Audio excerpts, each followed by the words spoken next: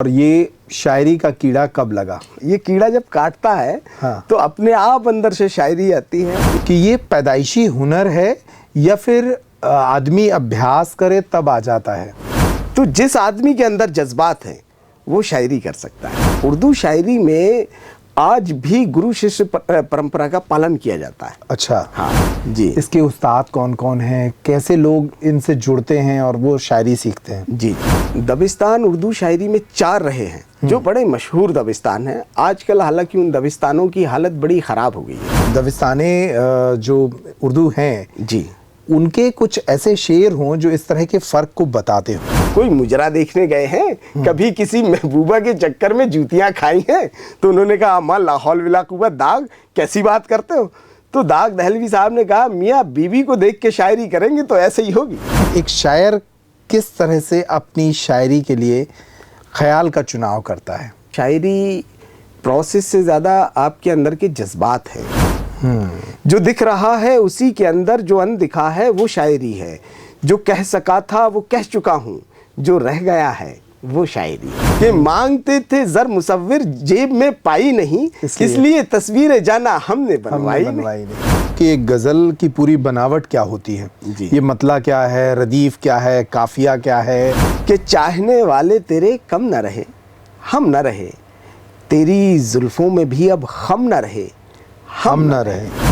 किसने आपको सबसे ज़्यादा प्रभावित किया? और सबसे ज़्यादा तो मुझे राहत साहब ने इंस्पायर्ड किया है कि उन्होंने कहा कि सरहदों पे तनाव है क्या, पता करो कहीं चुनाव है क्या। बशीर बद्र ने भी प्रभावित किया आपको? अपनी ज़िंदगी में एक शेर भी सुना है तो आप इस बात का यकीन जानिए कि उसने बशीर बद्र को ज़रूर सुना। जॉन एलिया के बारे में कहा जाता है कि वो टूटे दिल वाली जो शायरी है वो जॉन एलिया से बेहतर किसी ने नहीं कही शायद। जॉन एलिया के ऊपर बात करना इतना काबिल तो मैं किसी को समझता ही नहीं कि कोई जॉन एलिया पे बात भी कर पाए। जब उन्होंने कहा कि ये मुझे चैन क्यों नहीं पड़ता, एक ही शख्स था जहान में क्या, भले उसने मिर्ज़ा गालिब का एक शेर ना सुना हो, बिल्कुल, लेकिन शायर मतलब गालिब। अब किताबों के पन्नों में क्या रख दिया है, कहानी कहानी से लड़ने लगी है। वाह। ज़रूरी नहीं है कि आपको मुशायरों में बहुत अच्छे शायर मिले, बहुत अच्छे शायर आपको शायद ही मुशायरों में मिले।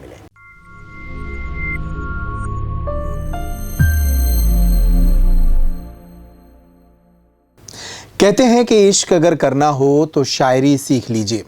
अपने हुनर से, अपने बोलने की अदा से अगर लोगों को प्रभावित करना हो तो शायरी सीख लीजिए। इस समाज को अगर बदलना हो तो शायरी या कविता सीख लीजिए। शायरी एक ऐसा हुनर है जो न सिर्फ आपके व्यक्तित्व को बेहतर बनाती है बल्कि उसमें कही गई बात से ये पूरा समाज भी कई बातें सीख लेता है। शायरी किस तरह से समाज को बदलती है और शायरी सुनने वाले, इसे कहने वाले किस अंदाज में कहते और सुनते हैं, शायरी का असल ख्याल कहाँ से उठता है, इन तमाम बातों पर आज के पॉडकास्ट में बात करेंगे। नमस्कार, मेरा नाम है अंकुर यादव और आप देख रहे हैं पेप्टिक पॉडकास्ट, जहां होती है खुलकर बात। आज के हमारे खास मेहमान हैं मोहम्मद शबीह हाशमी। शबीह हाशमी छतरपुर से ताल्लुक़ रखते हैं और देश के कई मुशायरे के मंच पर वो जाते हैं, शायरी लिखते हैं, बहुत खूबसूरत लिखते हैं।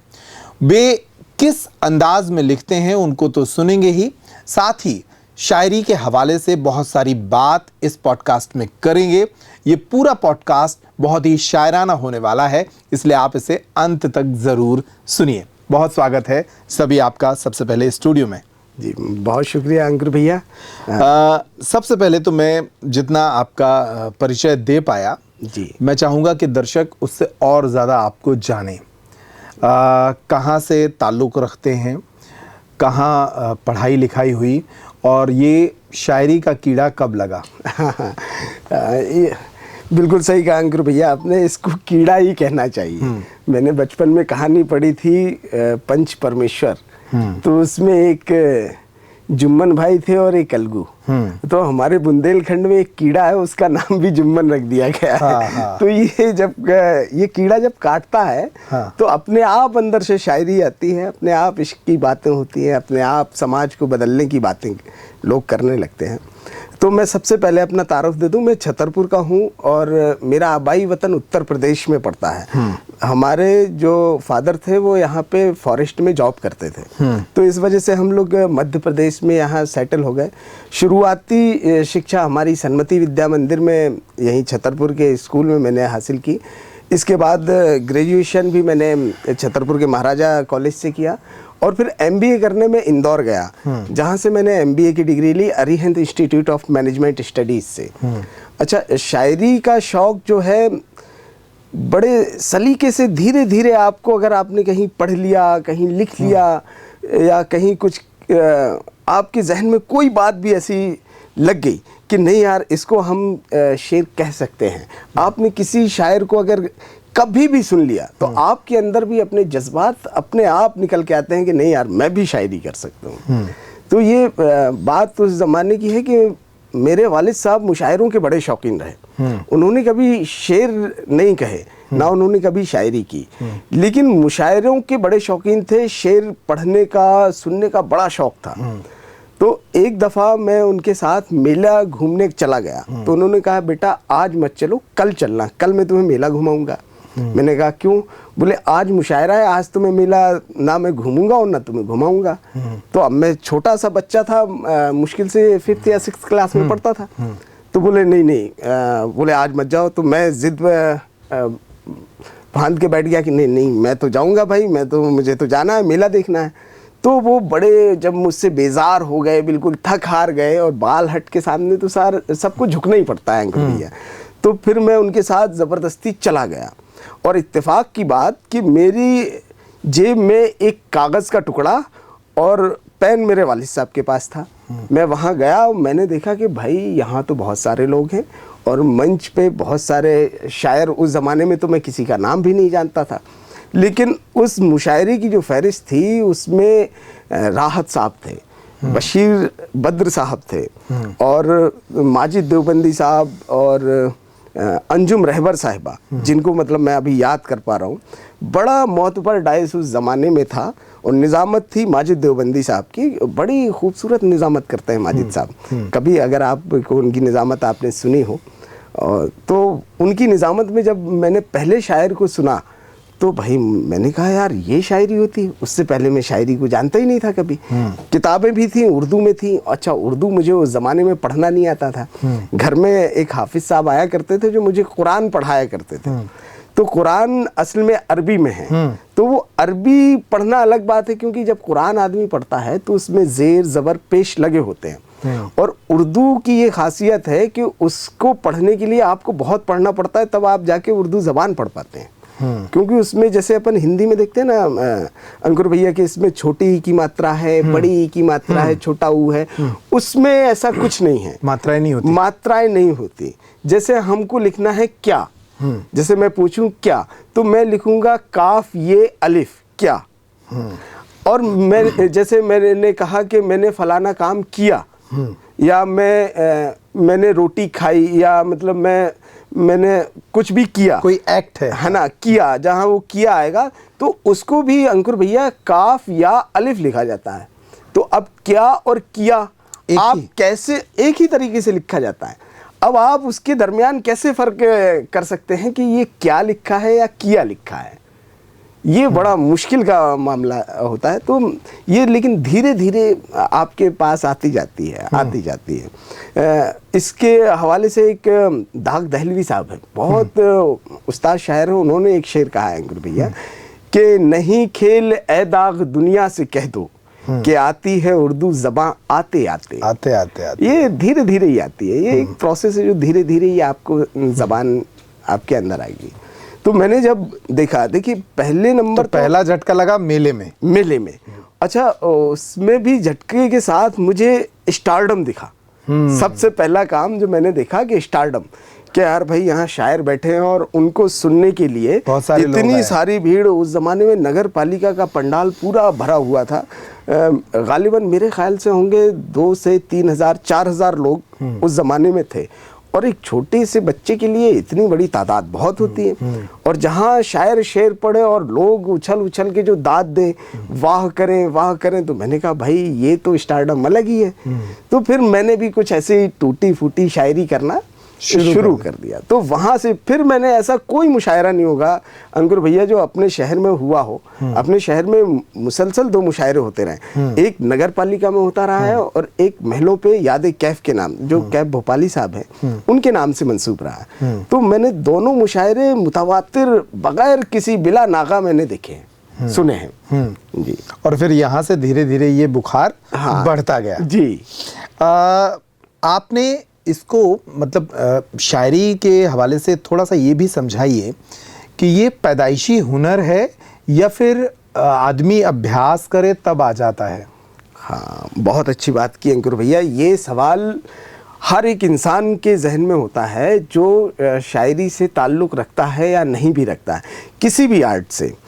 तो आप इसको ये समझिए कि शायरी करने के लिए बहुत आसान है, शायरी बहुत मुश्किल चीज़ नहीं है। शायरी के लिए सबसे अहम ज़रूरत जो है कि वो आपके सोचने की ताकत कितनी है। अगर आप सोच सकते हैं किसी भी चीज़ के बारे में, आपने कोई भी घटना देखी, अगर आप उसके बारे में सोच सकते हैं कि यार ये घटना कैसी है, आपके अंदर जो जज्बात है, मैं नहीं समझता अंकुर भैया कि पूरी दुनिया में कोई भी एक ऐसा सिंगल पर्सन होगा जिसके अंदर जज्बात ना होते हों।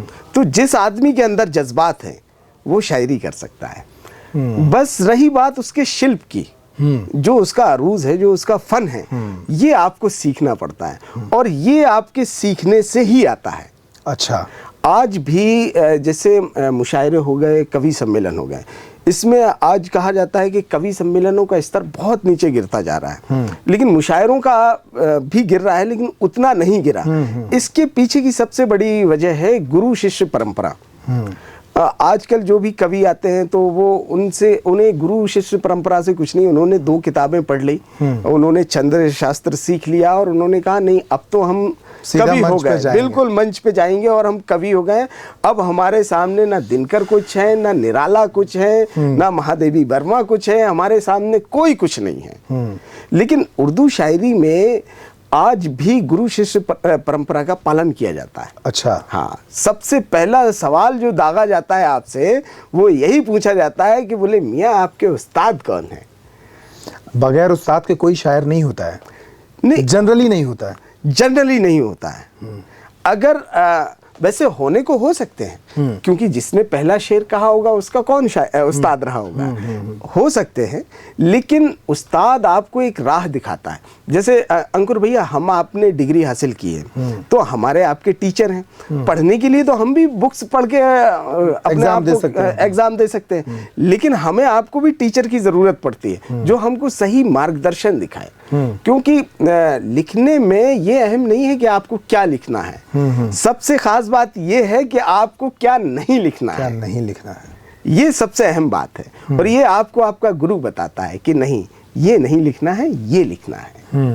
जी, तो मतलब शायरी के लिए भी थॉट ऑफ स्कूल होते हैं जी, जो आपको उसका शिल्प सिखाते हैं। जी, शेर की बनावट कैसे होती जी, है, जी, जी, वो थोड़ा सा बताइए कि किस तरह के देश भर में उसके थॉट ऑफ स्कूल हैं जी, इसके उस्ताद कौन कौन हैं, कैसे लोग इनसे जुड़ते हैं और वो शायरी सीखते हैं। जी, जी। देखिए, थॉट ऑफ स्कूल जो हैं उर्दू शायरी में शायरी के दबिस्तान कहे जाते हैं। दबिस्तान यानी स्कूल।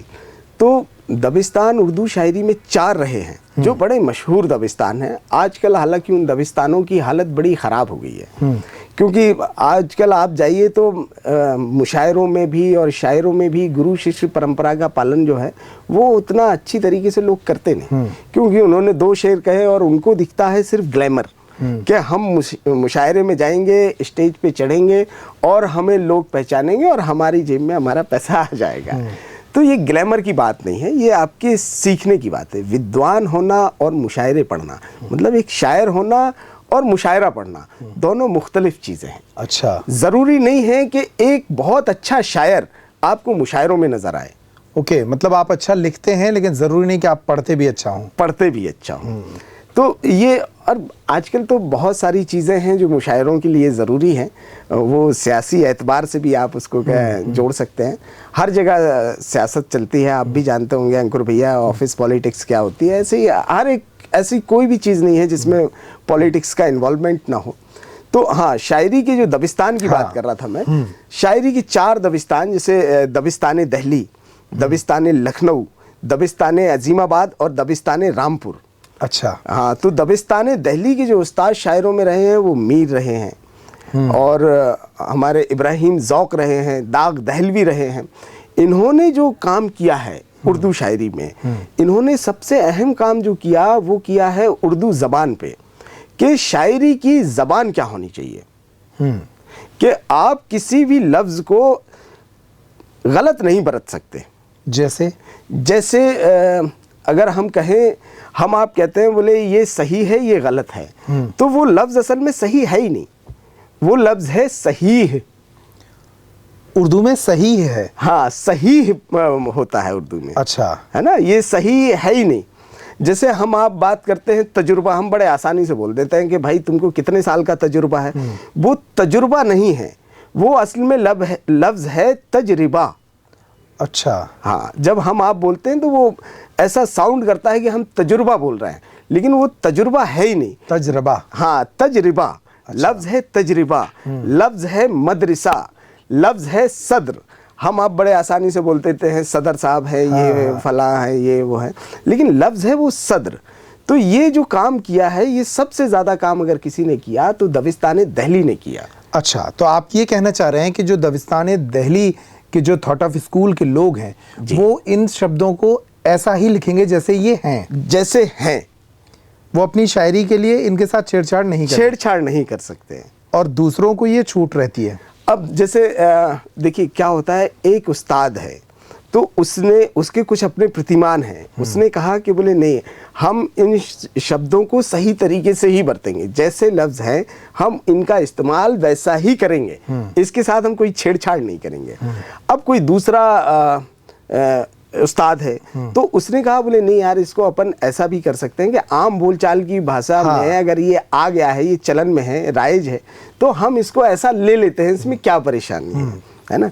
जैसे लफ्ज़ लोग ले लेते हैं, बोले दिखलाना, बतलाना, कहलाना, ये लफ्ज़ नहीं है। दिखाना, बताना, कहना, ये लफ्ज़ सही यही होते हैं, है ना। तो ये बाकी और दीगर जो असातिज़ा हैं उनके यहाँ ये राइज है, वो चलता है, वो कहते हैं नहीं, हम ज़बान के साथ हम प्रगतिशील हैं, तो वो उनकी प्रगतिशीलता की निशानी के तौर पे वो ये हवाला देके वो ले सकते हैं। अपनी जगह दोनों ही सही है। हाँ, वो सही है दोनों, मतलब लेकिन अपनी अपनी परंपराओं का निर्वहन कर रहे हैं। हाँ, अपनी अपनी परंपराओं का वो निर्वाहन हुए कि बोले नहीं, हमारे यहाँ ये चलता है, हम ले लेते हैं। लेकिन दबिस्तान दिल्ली आज भी अपनी उन जड़ों को बिल्कुल मजबूती के साथ पकड़ के रखे हुए हैं कि बोले नहीं, हम इन चीज़ों का इस्तेमाल नहीं करते हैं, तो इसका मतलब है नहीं करते हैं। ठीक।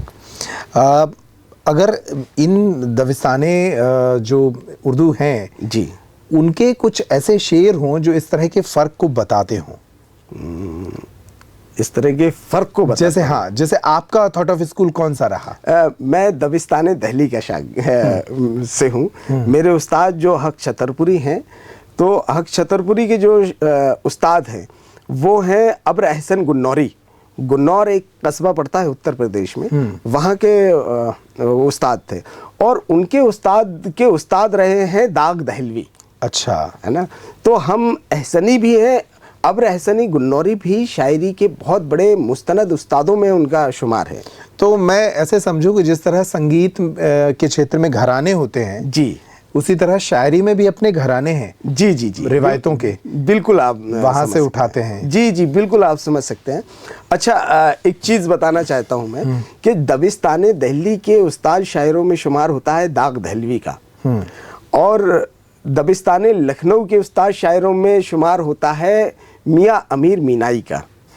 तो अमीर मीनाई साहब एक दफ़ा दिल्ली घूमने आए, तो उन्होंने दाग दहलवी से पूछा, उन्होंने कहा मियाँ दाग, आपके यहाँ ये जो लफ्ज़ों में नफासत है, जो सलीका है, जो मौसीकी है, ये हमारे यहाँ नहीं है, ये ऐसी क्या बात है। तो दाग दहलवी ने उनसे कहा, बोले मियाँ अमीर आप ये बताओ आपने कभी शराब पी है? बोले अस्तगफिरुल्लाह कैसी बात कर रहे हैं भाई, मैं पंचवक्ता नमाजी हूँ, ये शराब वराब के शौक नहीं पालता।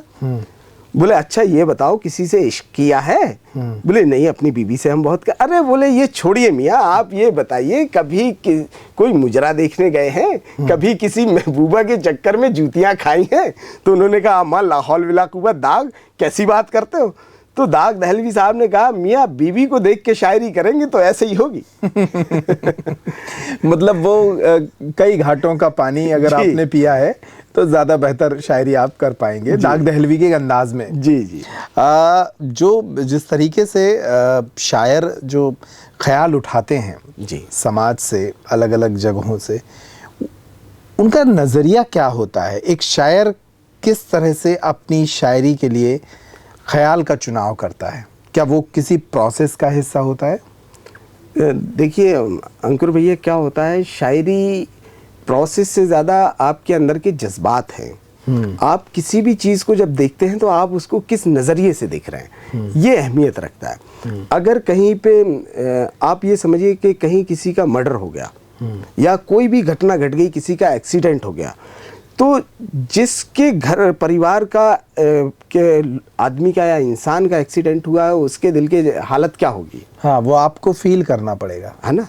और एक आदमी वो है जो राहगीर है, वहाँ से गुजर रहा है, उसने सिर्फ मदद की है, तो उसके अंदर एक ये जज्बा है कि भाई हम इसकी मदद कर रहे हैं इंसानियत के नाते। एक आदमी है बोले यार भाई ऐसे तो रोज़ होते रहते हैं, तो वो निकल गए। तो सबसे बड़ी बात यह है कि आपके जहन में उस चीज़ को देख के क्या जज्बात आते हैं। मतलब एक ही घटना है लेकिन तीन अलग अलग लोगों से तीन अलग अलग तरीके से फील करेंगे। और शायरों के लिए तो उसको हसास होना बहुत ज़रूरी है, यानी उसको हर एक चीज़ का एहसास अगर उसके अंदर नहीं है तो फिर वो शायर नहीं है ना। कभी किसी शायर ने कहा, पाकिस्तान के बड़े मशहूर शायर हैं अहमद सलमान, उन्होंने कहा कि जो दिख रहा है उसी के अंदर जो अनदिखा है वो शायरी है।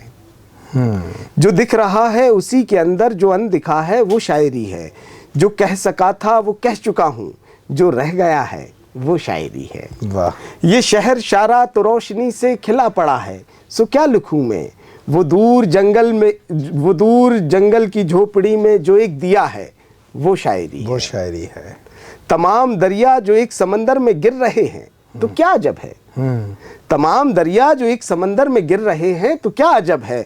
वो एक दरिया जो रास्ते में ही रह गया है वो शायरी है।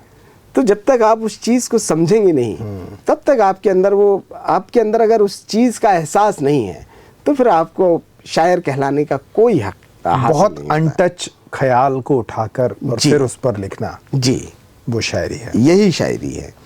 और एक और आपको प्रोसेस बताता हूँ, हर इंसान की अपनी अपनी अलग अलग परेशानियाँ और मुश्किलात हैं अंकुर भैया।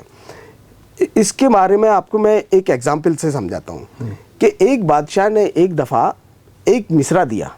उन्होंने कहा कि लिखिए, एक मिसरा है, एक मिसरा मतलब एक शेर की एक लाइन, उसको एक मिसरा कहा जाता है।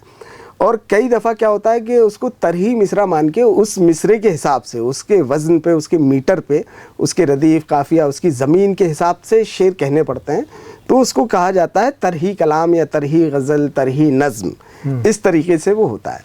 तो उन्होंने लिखा कि इसलिए तस्वीरें जाना हमने बनवाई नहीं, इसलिए तस्वीरें जाना हमने बनवाई नहीं। और उन्होंने अपने हुकूमत में ये ऐलान किया कि इस मिसरे पे लोगों को शेर कहने हैं। अच्छा। तो अब आप ये देखिए कि किसकी क्या परेशानी है।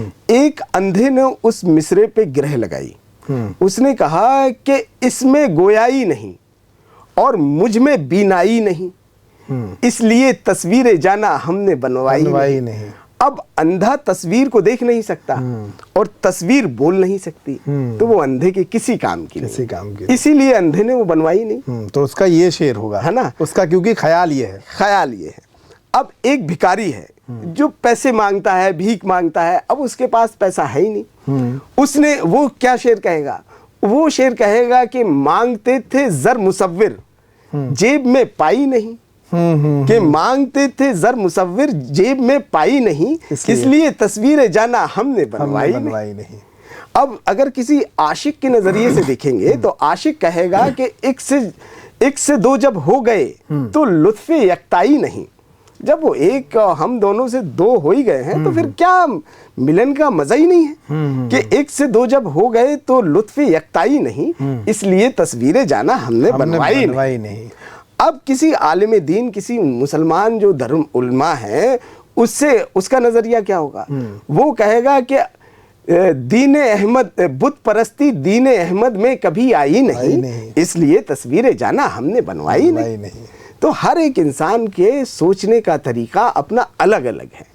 ये उसकी प्रोसेस, उसकी थॉट प्रोसेस को दर्शाता है कि उसका अध्ययन क्या है, वो सोचता क्या है, उसका माशरा कैसा चल रहा है, उसकी अपनी खुद की परेशानियां क्या है। इस हिसाब से हर इंसान का अपना देखने का नज़रिया अलग अलग हो सकता है। बिल्कुल।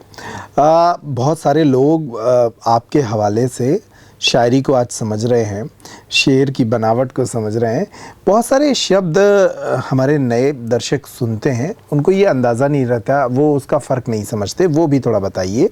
हम सुनते हैं कि ये शेर है, ये गज़ल है, हाँ, ये नज़्म है। जी जी जी, ये इनके फ़र्क क्या क्या हैं और इसमें और कितनी विधाएं होती हैं जी कहने की?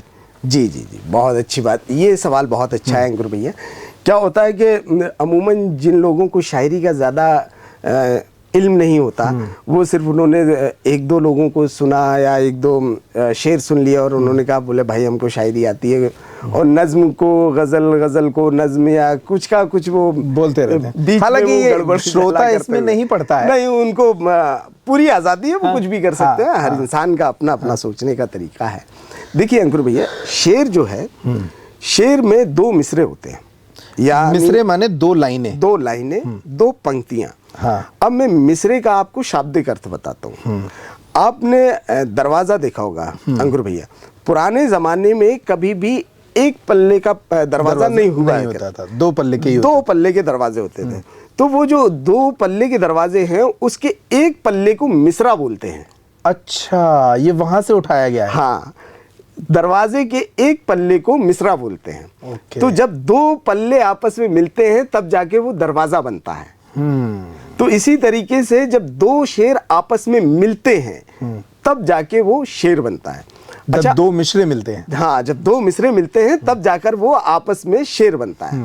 अच्छा अंकुर भैया, ये बताइए, आपने जैसे दरवाजे की बात चल रही है, आपने कभी देखा है एक दरवाजा छोटा हो, एक पल्ला बड़ा हो, एक छोटा हो और वो लग गया हो? नहीं, कभी नहीं लग सकता, है ना। इसी तरीके से शेर है। शेर में आपका एक मिसरा यानी एक लाइन दूसरे लाइन से जुदा नहीं हो सकती, वो आपस में कोरिलेट होनी चाहिए और उनको एक दूसरे से जुड़ना चाहिए। अच्छा। अगर वो दोनों लाइनें आपस में नहीं जुड़ी तो आप उसको शेर नहीं कह सकते, क्योंकि दरवाजा भी हम उसको तभी कहेंगे जब वो आपस में बंद हो जाए। अगर बंद नहीं हुआ तो लकड़ी के टुकड़े हैं। इसी तरीके से अगर वो शेर आपस में नहीं जुड़ा तो सिर्फ कुछ शब्द लिखे हुए हैं जिनको आप शेर नहीं कह सकते। ओके। तो इसी तरीके से गजल, अब ये एक शेर की तारीफ हो गई। गजल को अपन ऐसे समझ सकते हैं कि एक गजल में कई सारे शेर होते हैं। अच्छा। हर शेर अपने आप में अपनी बात को मुकम्मल करता है, उसका दूसरे शेर से कोई ताल्लुक नहीं होता। गजल के पहले शेर को हम मतला कहते हैं। मतले में ये बात बिल्कुल पूरी तरीके से वाज़े हो जाती है कि हमारी रदीफ क्या रहेगी, हमारा काफिया क्या रहेगा, हमारी बहर क्या रहेगी। तो ये भी दर्शकों को थोड़ा समझा दीजिए कि गज़ल की पूरी बनावट क्या होती है। ये मतला क्या है, रदीफ क्या है, काफिया क्या है जी, ये सब बता दीजिए थोड़ा। जी अंकुर भैया, मतला गज़ल के पहले शेर को कहते हैं। पहला शेर मतलब वो जिसमें आपकी ज़मीन बिल्कुल डिसाइड हो जाती है कि हमको अब इस मीटर से हम यहाँ वहाँ ज़रा सा भी एक रत्ती यहाँ वहाँ नहीं हो सकते। अगर आप यहाँ वहाँ जाएंगे तो फिर वो शायरी की नज़र में वो खारिज हो जाएगा, वो शेर नहीं कहलाएगा, उसको शेर नहीं कहा जा सकता। तो मैं आपको पहले अपने एक शेर का एग्जाम्पल देता हूँ। जैसे मैंने कहा कि चाहने वाले तेरे कम न रहे, चाहने वाले हम न रहे, कम न रहे, हम न रहे। जी, कि चाहने वाले तेरे कम न रहे, हम न रहे, तेरी जुल्फों में भी अब खम न रहे, हम न रहे। तो इसमें जो ये कम आया और खम आया, हाँ। है ना, कम ना रहे और खम ना रहे, हाँ। कम ना रहे, हम ना रहे, खम ना रहे, हम ना रहे। हाँ। तो ये कम और खम जो है ये तुकांत है, इसी तुकांत को काफिया कहा जाता है। अच्छा, है ना, ठीक है। मतलब हम आवाज और हम वजन लफ्ज को काफिया कहते हैं, जिनका मतलब मीटर में वजन बराबर हो और जिनकी आवाज बोलने में एक सी आए, उच्चारण भी उनका वैसा हाँ, उच्चारण उनका एक सा है, उसको हम काफिया कहते हैं। ठीक है। और काफिये के बाद जो लफ्ज आते हैं, जितने भी लफ्ज आएंगे वो तमाम लफ्ज आपके रदीफ में शुमार होंगे। मतलब रहे जो आ रहा था, ना रहे हम ना रहे। अच्छा, हाँ। ये देखिए कि चाहने वाले तेरे कम, ना रहे हम ना रहे। ओके, हम न रहे। हाँ, तेरी जुल्फों में भी अब खम, ना रहे हम ना रहे।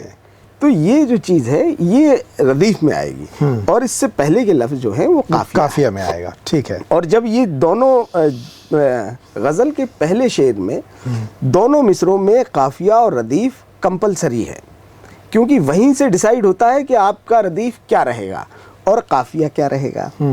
हम इसको दूसरी तरीके से मतलब ऐसा भी कर सकते थे कि तेरे चाहने वाले तेरे कम ना रहे हम ना रहे, तो हम यहाँ हम से कुछ उठा लेते और नीचे भी हम की जगह ऐसे ही कुछ कर लेते, है ना। लेकिन हमने वहाँ कैद लगा दी कि अब हम कम हम इस तरीके से लेंगे और इसके आगे ना रहे हम ना रहे आएगा। ओके, है ना, तो ये कैद लगा लेते हैं। जो भी कैद लगती है वो मतले में लग जाती है। तो इतना सारा व्याकरण ध्यान में रखना पड़ता है इसके हाँ, बहुत सारा ये व्याकरण, मतलब आप ये समझिए कि उर्दू गज़ल के छंद शास्त्र जो है उसको अरूज बोलते हैं। तो अरूज बहुत वाइड है, बहुत वाइड है, इतना वाइड कि मतलब आप एक आम शायर उसको समझ ही नहीं सकता, है ना। जैसे गजल के पहले शेर को आपने कहा कि इसको मतला बोलते हैं, आखिरी शेर को भी कुछ बोलते हैं, आखिरी शेर को मक्ता बोलते हैं।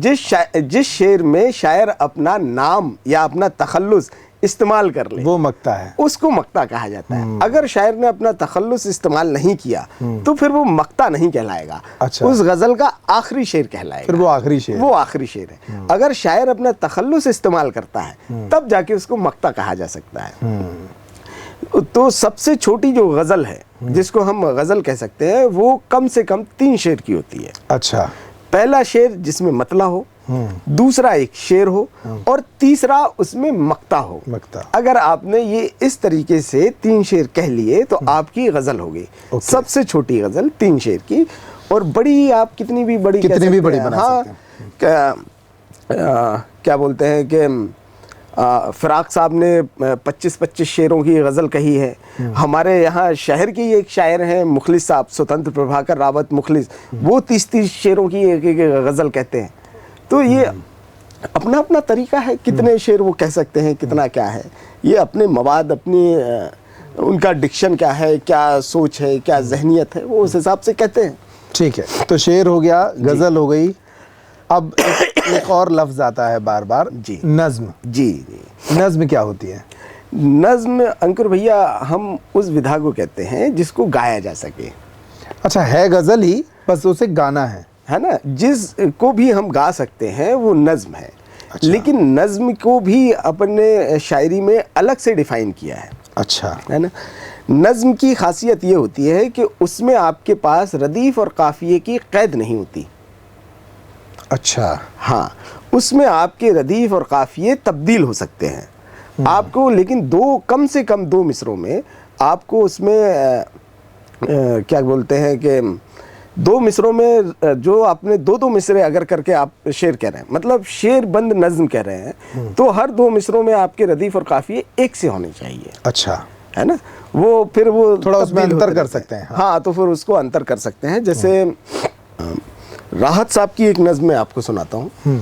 उन्होंने कहा कि क्या तूने नहीं देखा, क्या तूने नहीं देखा, या देख लिया तूने, है ना। दरिया की रवानी में, बहते हुए पानी में, तेवर भी तो उसका है। तू नूह का बेटा है, कुछ बस में नहीं तेरे, कश्ती भी तो उसकी है, लंगर भी तो उसका है। वाह। है ना। अजमत से, हकीकत से मुंह मोड़ना चाहा था, कुछ हाथियों वालों ने घर तोड़ना चाहा था। अब देखिए इसमें वहां तेवर भी तो उसका है, हाँ। है ना, ये चल रहा था, लंगर भी तो उसका है। यहाँ आ रहा है कि कुछ हाथियों वालों ने घर तोड़ना चाहा था, मोड़ना चाहा था। ये इस तरीके से आप दोनों के तुकान बदल गए, हाँ। है ना, तब्दील उसको कर सकते हैं। ये इस तरीके से वो चलती है। तो ये नज्म है, ये नज्म है।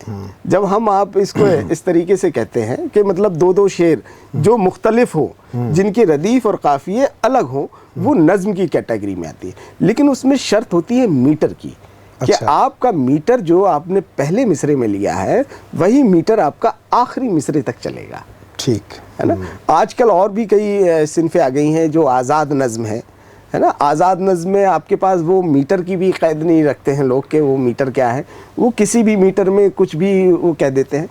तो कुछ असातिज़ा उसको गलत मानते हैं। जैसे हमारे जो उस्ताद हैं हक छतरपुरी साहब, वो कहते हैं कि भैया नज़्म का मतलब है गाना वाला, जिसको गाया जा सके।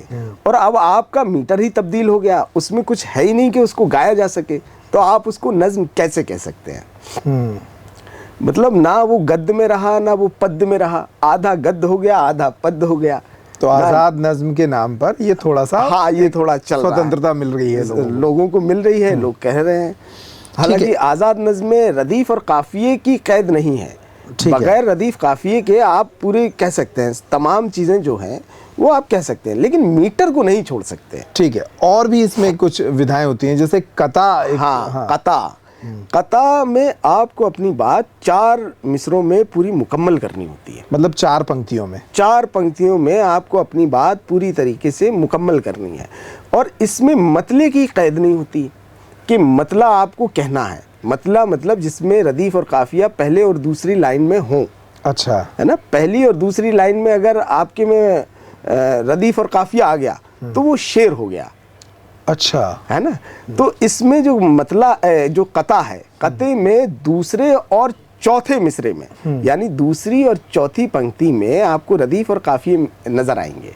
अच्छा, जब दूसरी और चौथी पंक्ति में आपको रदीफ और काफिये नजर आए तो आप ये समझ लें कि ये कता लिखा हुआ है। कोई एग्जाम्पल इसको लेकर याद है? इसको लेके याद नहीं है। देखिए कता में पहले और दूसरे मिसरे में भी आप कह सकते हैं। हाँ। मतलब ये कैद नहीं है उसके साथ कि आपको कता में पहले और दूसरे मिसरे में आप रदीफ और काफिया एक साथ नहीं ले सकते।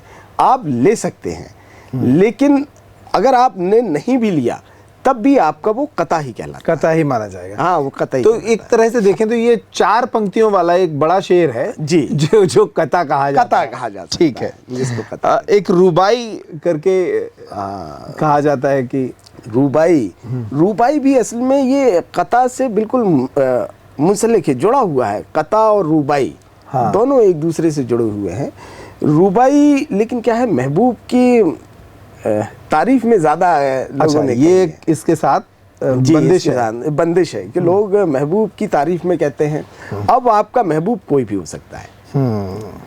महबूब आपकी माँ भी हो सकती है, आपके वालिद भी हो सकते हैं, आपकी महबूबा, आपकी बीवी, आपके बच्चे, आप जिससे मोहब्बत करें वही तो महबूब है। आपके आराध्य, आपका ईश्वर, वो आपके महबूब हो सकते हैं। है ना। बहुत सारे लोगों ने कृष्ण जी को अपना महबूब बना के, राधा जी ने कितना कुछ लिखा है, रसखान ने कितना लिखा है। तो ये तो अपने महबूब की बात है कि आप किसको समझ रहे हैं। वो 4 मिसरों में, लेकिन उसके लिए कुछ खास मीटर है। हर एक बहर पे या हर एक मीटर पे आप रुबाई नहीं लिख सकते, उसके लिए कुछ खास चीज़ें होती हैं। और रुबाई में अभी मैंने बहुत ज़्यादा उस तरफ में गया नहीं हूँ, उसकी सिन्फ की नॉलेज है, लेकिन रुबाई कहने में थोड़ा सा भी वक्त लगता है। अभी देश में कोई ऐसा शायर है जो इस तरह का लेखन कर रहा है? रुबाई में सबसे बड़ा नाम तो उमर खयाम साहब का है। अच्छा। उमर खयाम साहब से अच्छी और बहुत अच्छी रुबाइयाँ किसी ने नहीं लिखी। उनके बाद फिराक साहब ने बहुत अच्छी रुबाइयाँ लिखी हैं। मैंने उनकी पढ़ी हैं, इस वक्त जहन में नहीं है। शायद अगर कोई उनकी एक आध रुबाई मुझे याद आ जाए। हाँ, तो बीच में सुनाइएगा। जी जी जी। अच्छा, आप जब शायर बनने का ख्याल आपके दिमाग में आया होगा तो आपने पढ़ना शुरू किया होगा। जी। किन किन को पढ़ा है, मतलब कौन से ऐसे देश के या बाहर के शायर हैं जो आपके पसंदीदा रहे जी जी और उनको पढ़कर उनसे सीखा, उनकी खूबियों को समझा? जी। देखिए, हर आदमी का अपना एक मिजाज होता है, अपनी एक अलग तबीयत होती है अंकुर भैया, कि किसी को इश्क, प्यार, मोहब्बत इस तरफ ज़्यादा इंटरेस्ट होता है, किसी को इंकलाब की तरफ होता है। हाँ, है ना, बहुत तमाम तरीके की चीज़ें हैं। इंकलाब का मतलब हमेशा तलवार लेके निकलना ही नहीं होता है। इंकलाब का मतलब है आपको समाज को बदलने के भी आपके अंदर विचार हैं, तो तब भी वो इंकलाब की श्रेणी में नहीं आता है। कहीं कुछ गलत चल रहा है और आप उसे ठीक करना चाह रहे हैं, तो वो इंकलाब है। हाँ, मैंने राहत साहब को पढ़ा है, मैंने फराज साहब को पढ़ा है, मैंने इकबाल को पढ़ा है, अल्लामा इकबाल को पढ़ा, तो उसके बाद से जहनियत थोड़ी सी तब्दील भी हुई कि हाँ, कि इकबाल को पढ़ने के बाद कि उनकी शायरी की भी अलग अलग फेज़ रहे, है ना। उनकी शायरी का पहला फेज़ रहा जिसमें उन्होंने देश की आज़ादी, भारत की आज़ादी के लिए लिखा, पूरी देश की आज़ादी के लिए लिखा। हालांकि कुछ लोग एलिगेशन लगाते हैं कि अल्लामा इकबाल पार्टीशन के बाद पाकिस्तान चले गए थे। हालांकि अल्लामा इकबाल पार्टीशन के बाद पाकिस्तान नहीं गए। ये तो लेकिन बहुत प्रचलित बात है कि वो पाकिस्तान चले गए, फिर पाकिस्तान के लिए उन्होंने बहुत लिखा। हाँ, ये प्रचलित बात है। वो असल में मुस्लिम लीग के प्रेसिडेंट रहे, जिसने पाकिस्तान को बनाया, और अल्लामा इकबाल लाहौर के थे और लाहौर में ही दफन हो गए। लेकिन अब आप कहेंगे कि बोले वो तो पाकिस्तान में है लाहौर, लेकिन भाई जब वो ख़त्म हुए, जब उनका इंतकाल हुआ, तब पाकिस्तान तो था ही नहीं। अच्छा, वो देश की आज़ादी के पहले ही 1937 में अल्लामा इकबाल साहब इस दुनिया फ़ानी को छोड़ के चले गए, और उसके 10 बरस बाद हमारा मुल्क आज़ाद हुआ है। लेकिन उन्होंने, मुझे पूरी जानकारी नहीं है, लेकिन मुझे ऐसा सुना है कि उन्होंने पाकिस्तान के लिए भी कुछ लिखा था, जब या तो वो पाकिस्तान बनाने के फेवर में थे और उस समय कुछ लिख रहे होंगे। हाँ, ये बहुत अच्छी बात आपने कही। अल्लामा इकबाल जो है मुस्लिम लीग के प्रेसिडेंट रहे। मैंने आपको पहले भी बताया कि वो मुस्लिम लीग के प्रेसिडेंट रहे हैं, और उन्होंने यूरोप का दौरा किया, है ना। यूरोप का दौरा करके जब वो आए तो उनकी शायरी में भी तब्दीली आई, उनकी जहनियत में भी तब्दीली आई, और उन्होंने तमाम चीज़ें देखने के बाद फिर उनके मन में पाकिस्तान का विचार भी आया, और वो पाकिस्तान के बड़े हिमायती भी रहे। उनको उसका एक कॉज माना जा सकता है कि अल्लामा इकबाल पाकिस्तान बनाने के लिए अहम किरदार रहे हैं, है ना। लेकिन उन्होंने पाकिस्तान के लिए कुछ ऐसा लिखा कि उनकी तारीफ में ऐसा लिखा, उस वक्त पाकिस्तान था ही नहीं। उस वक्त उनकी जहनियत अलग थी, मतलब कौम व मिल्लत, इस तरीके की जहनियत। और अच्छा, वो इस चीज़ के बड़े खिलाफ थे, मुखालिफ थे वो, कि ये जो इलेक्शन होते हैं, ये इलेक्शन के वो हिमायती कतई नहीं थे, वो सिलेक्शन के हिमायती थे। अच्छा। हाँ, उनका एक शेर है, उन्होंने कहा कि जमहूरियत यानी लोकतंत्र, कि जमहूरियत एक तर्जे हुकूमत है कि जिसमें बंदों को गिना करते हैं, तौला नहीं करते, है ना। कि क्या हमारे मुल्क में जो आदमी अपना मतदान करने जा रहा है, जो वोट डालने जा रहा है, क्या वो अपनी मर्जी से वोट डाल रहा है? क्या उसके अंदर इतनी सलाहियत है कि वो अपनी मर्जी से, बगैर किसी से इन्फ्लुएंस हुए, वो अपने वोट का इस्तेमाल कर पाए? यही एक फ़र्क है जो आज हमें अपने लोकतंत्र को बढ़ाने के लिए थोड़ा इस तरफ भी काम करने की ज़रूरत है। मतलब एक लायक और एक नालायक दोनों वोट डालते हैं, और दोनों के दो ही वोट गिने जाएंगे, है ना। तो ये उस तरीके की वो भी रहे। तो इकबाल को पढ़ने के बाद बड़ा जहन थोड़ा सा खुलता भी है ना। उनको आप पढ़ेंगे तो सिर्फ आप उनको इस तरीके से नहीं पढ़िए कि इन्होंने पाकिस्तान के उसमें कुछ लिखा। आप जब देखेंगे तो उसमें आपको नज़र आएगा कि उनका जो फ़लसफ़ा है, जो फ़िलॉसफ़ी है, वो आपको उसमें अलग तरीके से नज़र आएगी। ठीक है। इसके अलावा और क्या क्या आपने पढ़ा? किसने आपको सबसे ज़्यादा प्रभावित किया? और सबसे ज़्यादा तो मुझे राहत साहब ने इंस्पायर्ड किया है, क्योंकि उन्होंने जो तंज़िया शायरी की, है ना। लोग हो सकता है मेरी इस बात पे एतराज़ भी जाहिर करें कि आपने राहत साहब को तंज़ का शायर कह दिया, लेकिन उन्होंने जो तंज़ किए, बड़े बड़े तंज़ किए, तो उनसे आसान ज़बान में किसी ने तंज़ और खुलेआम जो अलल ऐलान जिसको कहते हैं, वो उनसे बेहतर तंज किसी ने किए ही नहीं। अब ये इतना बड़ा मशहूर उनका शेर हुआ, मशहूर ज़माना, कि उन्होंने कहा कि सरहदों पे तनाव है क्या, पता करो कहीं चुनाव है क्या। चुनाव है क्या, है ना। तो ये सब, ये तमाम ये तंजिया बातें हैं।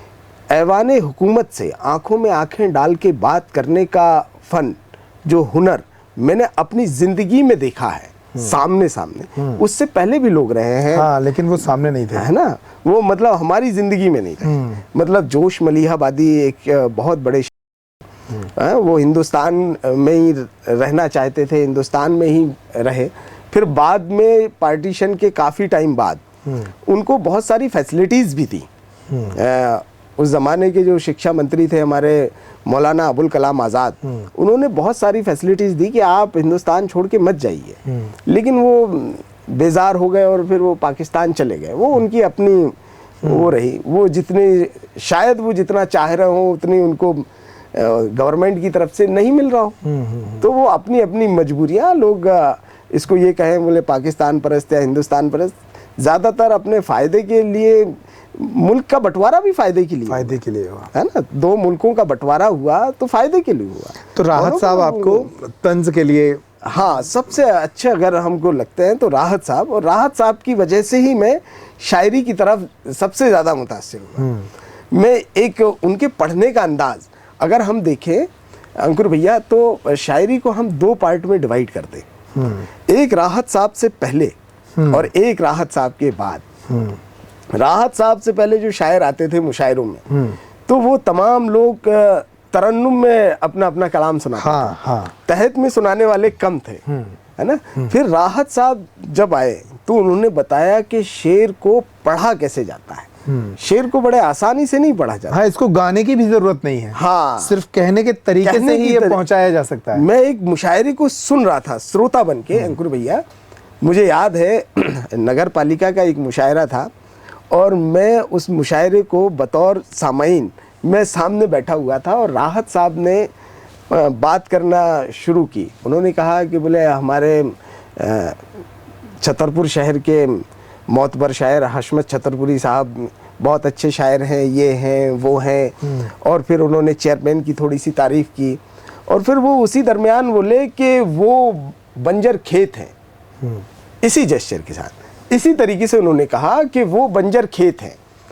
तो जितने सामाईन उस मुशायरे में थे वो तमाम लोग पीछे मुड़ के देखने लगे। हाँ। कि बोले पीछे बंजर खेत कहाँ है? फिर उन्होंने मुखातिब किया सामाईन को, बोले भाई पीछे नहीं सामने, राहत सामने है पीछे नहीं है। हाँ। फिर उन्होंने अपना वो शेर पढ़ा कि वो बंजर खेत है, बोली लगाई जाएगी उसकी, अब देखना है बादल कितना पानी खर्च करता है। तो ये शेर हो सकता है मैं मेरे जहन से थोड़ा निकल गया हो, लफ्ज़ों की तरतीब थोड़ी यहाँ वहाँ हो गई हो, तो उसके लिए मैं माफ़ी चाह रहा हूँ भाई। जो जिनको याद हो तो वो कमेंट्स करके ज़रूर बता देंगे सही तरतीब क्या है। तो ये उनका एक जादू था कि जब उन्होंने कहा वो बंजर खेत है तो लोगों को लगा कि भाई वो बंजर खेत ही दिखा रहे हैं कि वो बंजर खेत है कहाँ। एक पिक्चराइजेशन करते हाँ, थे, एक पिक्चराइजेशन करना, उसको वैसे ही जज्बात के साथ पढ़ना। मतलब जैसे रंगमंच में जब एक अदाकार होता है वो अपने डायलॉग्स को बोलता है तो उसके एक्सप्रेशन जो हैं वो वैसे ही होते हैं। तो राहत साहब ने लोगों को ये सिखाया कि जो शेर आप पढ़ रहे हैं तो वो आपके अंदर से पढ़ना चाहिए, वो आपके दिल की आवाज़ है भी या नहीं है। आपने ये शेर खुद कहा है या आपसे किसी ने कहलवाया है ना। राहत साहब के साथ ही कह लें या थोड़ा और पहले कह लें, बशीर बद्र भी इस देश के बहुत ही मतलब लोकप्रिय शायर रहे। हम देखते हैं कि आज भी ट्रकों के पीछे उनकी पंक्तियां लिखी रहती हैं, जी, उजाले अपनी यादों के हमारे साथ रहने दो। बशीर बद्र ने भी प्रभावित किया आपको? बशीर बद्र साहब से ऐसा कोई भी शायर नहीं होगा पूरी उर्दू दुनिया का जिसको शायरी का ज़रा सा भी शौक़ हो। अगर उसने एक शेर भी सुना है, अपनी ज़िंदगी में एक शेर भी सुना है, तो आप इस बात का यकीन जानिए कि उसने बशीर बद्र को ज़रूर सुना होगा। कहा जाता है कि बहुत आम लोगों के शायर और बड़े मुफक्किर और फ़लसफ़ी, उनसे अच्छा फ़लसफ़ा इकबाल के बाद अगर किसी ने दिया तो बशीर बद्र ने दिया। उस ज़माने तक बशीर बद्र से पहले जो शायरी थी, उससे पहले या तो शायरी महबूब के जुल्फ़ों में उलझी हुई थी, या वो कच्चे गोश्त की दुकान थी, यानी आँखों पे शेर कह दिए, होठों पे कह दिए, गालों पे कह दिए, या किसी और चीज़ पे कह दिए, या फिर वो शायरी आपकी दीनी शायरी थी। आपने अल्लाह की शान में कुछ कह दिया, नबी की शान में कह दिया, मनक़बत कह दी, मतलब इस तरीके की शायरी हुआ करती थी। लेकिन बशीर बद्र साहब जब आए तो उन्होंने ज़िंदगी के जो रिश्ते हैं उन रिश्तों को उन्होंने संजोया, और जो ज़िंदगी की हकीकत है, जो तल्ख़ हकीकत सच्चाइयाँ हैं, उन्होंने उनको अपनी शायरी का मौजू बनाया, और तब जाके वो बशीर बद्र लोगों के आम फहीम बिल्कुल हो गए। अब आप ये बताइए अंकुर भैया, आप और हम यहाँ एसी रूम में बैठ के ये बातें डिस्कस कर रहे हैं, और एक मज़दूर है जो खेतों में काम कर रहा है, क्या उसकी और हमारी परेशानियाँ एक सी हो सकती हैं? नहीं हो सकती हैं। हमारी और उसकी परेशानियाँ एक सी कभी नहीं हो सकती। तो बशीर बद्र ने उस इंसान की परेशानी को अपने लफ्ज़ों में ढाला, तब जाके बशीर बद्र बने। हर आदमी ने उनके शेरों को अपने आप से जोड़ा। उन्होंने जैसे एक शेर कहा बड़ा मशहूर, कि कोई हाथ भी ना मिलाएगा जो गले मिलोगे तपाक से, ये नए मिजाजों का शहर है, ज़रा फासले से मिला करो, है ना। तो ये उन्होंने बताया आपको कि ज़िंदगी कैसे करना है, किस तरीके से ज़िंदगी हमको जीना है। ये हमको बशीर बद्र साहब के यहाँ मिलता है। बहुत तमाम है कि उन्होंने और भी उनके शेर रहे कि उन्होंने कहा कि दुश्मनी जम के करो, दुश्मनी जमकर करो, लेकिन ये गुंजाइश रहे जब कभी हम दोस्त हो जाएं तो शर्मिंदा ना होना, है ना। तो ये उनकी शायरी का एक अलग ही मौजू था। उन्होंने आपको इंसान के जो रिश्ते हैं, आम जिंदगी के जो रिश्ते, उन रिश्तों को उन्होंने एक तरीके से बिल्कुल ब्रॉड करके और उन रिश्तों की सच्चाई और हकीकत से आपको आशना कराया, आपकी पहचान कराई कि रिश्ते असल मानों में क्या होते हैं। अगर एक बच्चा भी उनके शेर को पढ़ेगा तो उनको रिश्तों की सच्चाई का इल्म हो जाएगा। बिल्कुल। और ख़ास तौर पर एक शायर की अपनी एक खूबी होती है, और एक उसका पसंदीदा इलाका भी होता है जहाँ वो अक्सर शायरी करते हैं। बहुत कम लोग होते हैं जो वर्सेटाइल लिखते हैं बहुत सारे क्षेत्रों में, लेकिन बहुत सारे लोग एक फ्रेम में पूरी ज़िंदगी तय करके ही चलते हैं। जॉन एलिया के बारे में कहा जाता है कि वो टूटे दिल वाली जो शायरी है वो जॉन एलिया से बेहतर किसी ने नहीं कही शायद। जी। उनको सुना आपने, उनसे कुछ जाना समझा, उनकी खूबियों पर भी थोड़ा बताइए। जॉन एलिया, असल में जॉन एलिया के ऊपर बात करना इतना काबिल तो मैं किसी को समझता ही नहीं कि कोई जॉन एलिया पे बात भी कर पाए। जॉन एलिया अपने आप में बड़ी चीज़ है। जब जॉन एलिया कहते हैं कि ये मुझे चैन क्यों नहीं पड़ता, एक ही शख्स था जहान में क्या, है ना। तो इस चीज को आप समझिए इस तरीके से। और मैं कभी कभी सोचता हूँ कि ये मतलब उस तरह से शेर की तरह साउंड भी नहीं होता है। हाँ। मतलब इसमें तुकांत नहीं है, दो वो जो मीटर होते हैं पूरे, उस तरह से मीटर भी नजर नहीं आते, लेकिन उनकी ये बात भी एक शेर की तरह कही जाती है और इसको पूरी दुनिया में सुना जाता है और पसंद किया जाता है। अंकुर भैया, सबसे बड़ी बात होती है कि शेर को जुमलों में कहना, आसान जबान में शायरी करना सबसे मुश्किल तरीन काम है इस दुनिया का। जब उन्होंने कहा कि ये मुझे चैन क्यों नहीं पड़ता, एक ही शख्स था जहान में क्या, आपकी नज़र में ये जुमला है, लेकिन उसको कोई भी शायर का, कोई भी अरूजी, कोई भी उस्ताद उसको बहर शायरी के मीटर से अलग नहीं कर सकता। यही सबसे बड़ी खूबी है जॉन एलिया की। उन्होंने बताया कि आम बोलचाल में कि हम जो जुमले के इस्तेमाल कर रहे हैं वो शायरी कैसे होती है। यही मैंने आपसे बताया ना कि लोग जॉन एलिया पे बात करने के काबिल नहीं हैं, कि आम जुमलों में बात करना और उसको शायरी कहना कितनी बड़ी बात है। आप समझ रहे हैं कि मतलब आपकी नज़र में वो जुमला है, आपको लग ही नहीं रहा बोले ये शेर है, लेकिन उसको आप मीटर से कोई आदमी अलग कर ही नहीं सकता। वो शायरी है, उनके जुमले हैं और शायरी है। कुछ एक और शेर जो जॉन एलिया के बड़े आपको प्रभावित करते हो और बहुत उनका एक बड़ा मशहूर शेर है और मुझे बहुत पसंद है कि उन्होंने कहा कि वो जो ना आने वाला था ना, हमको उससे मतलब था। हमको उससे मतलब था, है ना। आने वाले आते होंगे। हाँ, आने वालों का क्या है, आते हैं, आते होंगे, आते होंगे, है ना। तो ये जो चीज़ है, इस शेर को की डेप्थ को आप समझिए, कितनी उन्होंने कहा कि ये महफिल भी हमने बुलाई है, ये जितने तमाम लोग हैं ये हमने ही बुलाए हैं और हमें इनमें से किसी से मतलब ही नहीं। ये तमाम एहतमाम हमने सिर्फ एक ख़ास शख्स के लिए किया। अगर वही ना आया तो इस महफिल की कोई मतलब ही नहीं। ये और बड़े आसान ज़बान में आपको लगेगा ही नहीं कि ये शायरी है। ये और वो उनकी शायरी खूबी थी। ये उनकी खूबी। जॉन एलिया अपने आप में बड़ी चीज़ थे।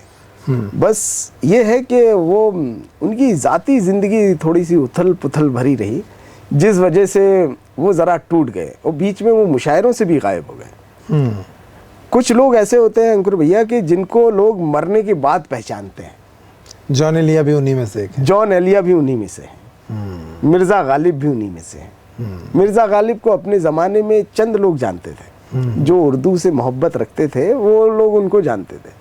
और आज गालिब को हिंदुस्तान में ऐसा कोई नहीं होगा जो गालिब को ना जाने। शायरी का मतलब गालिब, शायरी का मतलब गालिब। आप किसी से भी पूछेंगे शायर माने गालिब, बोले किसको जानते हो आप, बोले मिर्ज़ा गालिब को। भले उसने मिर्ज़ा गालिब का एक शेर ना सुना हो, बिल्कुल, लेकिन शायर मतलब गालिब। तो ऐसे ही जॉन एलिया है। जॉन एलिया मतलब टूटे दिल की शायरी, मतलब जॉन एलिया, इससे बढ़ के कोई है ही नहीं। उनके आसपास कोई नज़र नहीं आ सकता। अच्छा, अभी जो दौर चल रहा है, इस दौर में भी कुछ आपके पसंदीदा शायर हैं जो अच्छा लिख रहे हैं, इन जो पुराने स्टार्स हैं इनके जी। इनके करीब भी पहुंच रहे हैं? हाँ, एक पाकिस्तान के शायर हैं, उन्होंने शेर कहा कि रंग और रस की हवस और बस, रंग और रस की हवस और बस, मसअला दस्तरस और बस।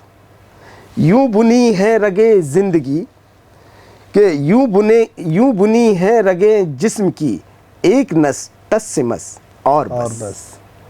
शायद मुझे शायर का नाम बताने की भी ज़रूरत नहीं पड़े। अम्मार इकबाल पाकिस्तान के एक बहुत उम्दा और बहुत प्यारे शायर और जेन्युइन शायर। आजकल मतलब ये भी है कि कौन शायर जेन्युइन है या नहीं है। जेन्युइन शायर, हालांकि ज़्यादातर शायर जो हैं वो तमाम लोग जेन्युइन हैं, मैं किसी कंट्रोवर्सी को हवा नहीं दे रहा, तमाम लोग जेन्युइन हैं, लेकिन अम्मार इकबाल अपने मिजाज का अलग ही शायर है। ये भी एक बड़ा वो ख्याल रहता है कि आप पॉपुलर होने के लिए लिख रहे हैं या फिर उस साहित्य की सेवा के लिए लिख रहे हैं? हाँ, साहित्य की सेवा। आप साहित्य की सेवा देखेंगे तो अम्मार इकबाल के यहाँ जो चीज़ आपको नज़र आएगी वो किसी और के यहाँ आपको नज़र आ ही नहीं सकती। क्या अच्छी शायरी।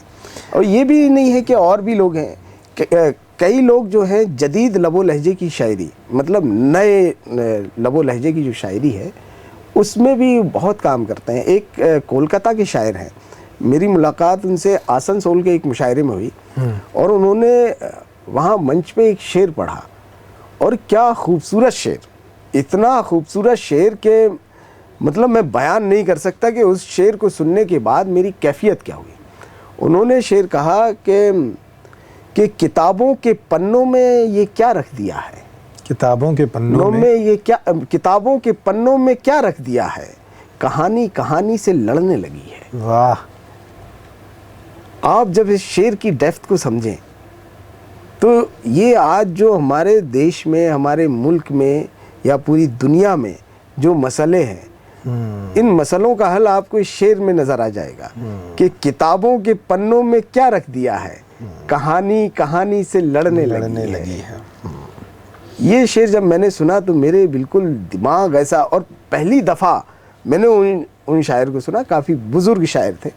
कुछ लोग लाइट में आ पाते हैं अंकुर भैया, बड़ा मुश्किल चीज़ है लाइट में अच्छा लिखना, उसको अच्छा पढ़ना और फिर उस अच्छे पढ़े को अच्छे लोगों तक पहुंचा पाना, ये तीनों अलग अलग चीज़ें हैं। ज़रूरी नहीं है कि आपको मुशायरों में बहुत अच्छे शायर मिले, बहुत अच्छे शायर आपको शायद ही मुशायरों में मिले। ये बड़ी बात कही है। या मुशायरों में शायद ही बहुत अच्छी शायरी लोग सुनाएं। अगर आपको किसी की अच्छी शायरी पढ़ना है तो वो आपको पढ़ने को मिलेगी, वो किताबों में मिलेगी। हाँ, क्योंकि वो मुशायरों में नहीं मिलेगी। मुशायरों की अपनी अलग मजबूरियां हैं अंकुर भैया। वो एक पॉपुलैरिटी का एक मजमा जो होता है उस समय का, हाँ, उसे भुनाना पड़ता है। बिल्कुल, अगर आप क्राउड कैसा है उस क्राउड के हिसाब से सुनाना है जी, अगर आप इनका ख्याल नहीं रखेंगे तो अगले प्रोग्राम से आप बाहर, कोई भी कन्वीनर आपको बुलाएगा नहीं कि बोले भाई उसको बुलाने की क्या जरूरत है, उसको तो कोई सुनता ही नहीं है, बोले पैसे जाया जाएंगे। अच्छा, मध्य प्रदेश में आप किस तरह से देखते हैं शायरी को? हमारे यहाँ भी मध्य प्रदेश में कुछ बड़े नाम हुए। हाँ, राहत इंदौरी साहब तो हैं ही अरे राहत साहब। हमारे पास। कैफ भोपाली, हाँ, कैफ साहब राहत साहब से बड़े सीनियर शायर हैं। अच्छा, उनकी याद में, कैफ साहब की याद में हमारे यहाँ एक ऑल इंडिया मुशायरा भी होता है। उनके खुद के शहर में ये कारनामा अंजाम नहीं दिया जाता जो हम लोग अंजाम देते हैं। उनकी याद में एक बहुत बड़े लेवल का ऑल इंडिया मुशायरा कराना, जिस मुशायरे की शोहरत ये है कि हिंदुस्तान का हर एक शायर ये चाहता है कि मैं याद कैफ मुशायरे में एक दफ़ा पढ़ूं, क्योंकि यहाँ की जो सामाईन है वो हर एक अच्छे शेर पे आपको दाद देती है। और मुशायरों में पहले ये रवायत नहीं थी कि लोग ताली बजाएं, पहले लोग हाथ उठाकर वाह वाह कह के दाद दिया करते थे। लेकिन आजकल वो कवि सम्मेलनों से वो मुशायरे का सफ़र करते हुए अब आजकल तो वो चलन यहाँ भी हाँ, हर एक शायर वो आपसे दाद मांगता है। कैफ साहब का एक शेर कि दर्द दुनिया ने दिए जख्म ज़माने से मिले, दर्द दुनिया ने दिए जख्म ज़माने से मिले। आप इसकी तरतीब देखिए लफ्ज़ों की, दा से दुनिया और जा से ज़माना, कि दर्द दुनिया ने दिए जख्म ज़माने से मिले, हमको ये तोहफे तुम्हें दोस्त बनाने से मिले, और हम तरसते ही तरसते ही तरसते ही रहे, वो फलाने से फलाने से फलाने से मिले। तो ये कैफ साहब, ये कैफ भोपाली है कि चलो दिलदार चलो चांद के पार चलो, ये बड़ा मशहूर ज़माना गाना है पाकीज़ा फिल्म का। ये गाना कैफ भोपाली साहब ने लिखा है। उन्होंने कई फिल्मों में गाने लिखे, हालांकि फिर फिल्मी दुनिया एक अलग चीज है। फिल्मों में गाने लिखना वो आपसे अपनी पसंद का लिखवाना शुरू कर देते हैं, वो अपनी पसंद से। और एक जो शायर होता है वो आज़ाद तबीयत का होता है, वो किसी कैद में नहीं बन सकता। जैसे आपने उसको दे दिया, वो एक अलग तरीके का फन, एक आर्ट है फिल्मों में गाने। हाँ, वो गीतकार होना एक कठिन काम है, वो डायरेक्टर और प्रोड्यूसर के हिसाब से लिखना। हाँ, उनके हिसाब से लिखना बहुत मुश्किल होता है अंकुर भैया, कि आपको हमने एक फिर उसमें आप, और सबसे बड़ी बात ये कि आप शायर तो है नहीं और मैं शायर हो गया आपकी बात सुनूं कि बोले भाई हाँ ये लफ्ज डालिए, तो कई लोगों को ये गरा गुजरता है, बोले भाई ये शायर आदमी नहीं है, ये हमें बता रहा है। तो ये अपनी अपनी एक अना की भी बात होती है कि बोले भाई हम ऐसा काम नहीं करते जिसमें हमें अपना समझौता करना पड़े। इसलिए अच्छे शायर जो हैं वो फिल्मी दुनिया में नहीं गए हैं। अब ये भी नहीं कह सकते हम, क्योंकि हसरत जयपुरी साहब रहे हैं, शमीम जयपुरी साहब रहे हैं, है ना, कामिल साहब रहे हैं, तो ये इनको आप नजरअंदाज नहीं कर सकते। उनके पास दोनों तरह के फन थे। हाँ, मतलब वो अच्छी शायरी भी कर लेते थे जी, और डायरेक्टर के हिसाब से भी कर लेते। तो ये अपना, हम ये नहीं कह सकते कि अच्छे शायर नहीं है। आज के ज़माने में भी बहुत अच्छे शायर हैं। आप समीर को कमज़ोर शायर नहीं समझ सकते। नहीं, इरशाद कामिल को भी, इरशाद कामिल हैं, समीर है, और तनवीर गाजी हैं, शकील आज़मी हैं। आप इनको कमज़ोर शायर समझ ही नहीं सकते। अब शकील आज़मी साहब का एक बड़ा अच्छा शेर जो मुझे लगता है, उन्होंने कहा कि खुदा पे छोड़ा दुआओं से घर नहीं बांधा, खुदा पे छोड़ा, खुदा पे छोड़ा दुआओं से घर नहीं बांधा, सफ़र पे निकला तो रखते सफ़र नहीं बांधा। कि खुदा पे छोड़ा दुआओं से घर नहीं बांधा, सफ़र पे निकला तो रखते सफ़र नहीं बांधा, और कमाया जैसे उसी शान से उड़ाया भी, कि कमाया जैसे उसी शान से उड़ाया भी, कभी भी नोट पे हमने रबर नहीं बांधा, है ना। तो ये शायरी का अपना एक अलग मिजाज है, अपनी एक अलग तबीयत। और फिल्मी गाने आप उनके देखेंगे तो उसमें अलग आपको नज़रियात मिलेंगे। तो आपने अच्छा, एक बात सभी ये बताएं कि मतलब शायरी को मोहब्बत के लिए इस्तेमाल किया गया, मुझे तो लगता है कि, और ये जो वर्तमान पीढ़ी है, ये तो अब रील्स वाली जो पीढ़ी है, इत्तेफाक से ये रील्स में ही सही लेकिन शायरी तो सुन रही है। जी जी जी। तो शायरी का महबूबा से क्या रिलेशन है, इश्क से क्या रिलेशन है, और रील वाली ये जो शायरी का दौर शुरू हुआ इसको किस तरह से देख रहे हैं आप? देखिए, शायरी का इश्क से वो नाता है जो जिस्म का रूह से है। अगर जिस्म से रूह को निकाल दिया जाए तो जिस्म बेजान है, उसमें जान है ही नहीं। इसी तरीके से अगर शायरी से आपने इश्क को निकाल दिया तो फिर वो शायरी नहीं। शायरी की शुरुआत ही इश्क से है। अब हम आप बड़े एक बहुत लफ्ज सुनते हैं, गज़ल गज़ल गज़ल, चारों तरफ गर्दिश करता रहता है गज़ल। ये गज़ल क्या है? गज़ल का जब आप लुग़ती माना देखेंगे डिक्शनरी में, है ना, तो डिक्शनरी में उसका माना निकलेगा महबूब से बातें करना। अच्छा, तो महबूब से बातें बगैर इश्क के कौन करेगा? महबूब से बातें करना मतलब इस एक्शन को एक नाम दिया गया, वो है गज़ल। गज़ल। तो महबूब से बातें करने का नाम ही गज़ल है, उसी का नाम ही शायरी है। क्या आप अपने महबूब की क्या तारीफ कर सकते हैं? कितनी तमाम तरीके की है। जैसे मीर, हज़रत मीर जिनको खुदाए सुखन कहा जाता है, शायरी का खुदा, उन्होंने लिखा कि पत्ता पत्ता बूटा बूटा हाल हमारा जाने है, जाने न जाने गुल ही न जाने बाग तो सारा जाने, बाग तो सारा जाने। तो इसमें जो विरह वेदना है, जो इश्क है, जो मोहब्बत है अपनी प्रेमी के लिए, जो तड़प है, कसक है, कशिश है, जुनून है, इन तमाम चीज़ों का नाम ही शायरी है अंकुर भैया। बगैर इश्क के तो शायर मुकम्मल हो ही नहीं सकता। वो कहा भी जाता है कि अगर आपने इश्क नहीं किया तो फिर आप मुकम्मल शायर है ही नहीं। आप इस पे आप भी लिख रहे हैं, आप अपना कुछ सुनाएं इस पर। हाँ, मैंने कुछ कोशिश तो की थी उस पर शेर कहने की, लेकिन मेरी तबीयत उस तरीके की है नहीं ज़रा। फिर भी मैं आपको सुनाता हूँ कि मैंने कहा कि इश्क दोनों को जब हो गया तब कहानी मुकम्मल हुई। इश्क दोनों को जब हो गया तब कहानी मुकम्मल हुई, हाथ में रच गई जब हिना तब कहानी मुकम्मल हुई। कहानियाँ कहाँ मुकम्मल होती हैं, ये देखिए आप, कि इश्क दोनों को जब हो गया तब कहानी मुकम्मल हुई, हाथ में रच गई जब हिना तब कहानी मुकम्मल हुई, और दर बदर कैस फिरता रहा। कैस में बता दूं आप लोगों को कि मजनू का जो सही नाम है वो कैस है। अच्छा, है ना, कि दर बदर कैस फिरता रहा और लैला तड़पती रही, कि दर बदर कैस फिरता रहा और लैला तड़पती रही, जिस्म हो गए जिस्म जब हुए जिस्म दोनों फना तब कहानी मुकम्मल हुई।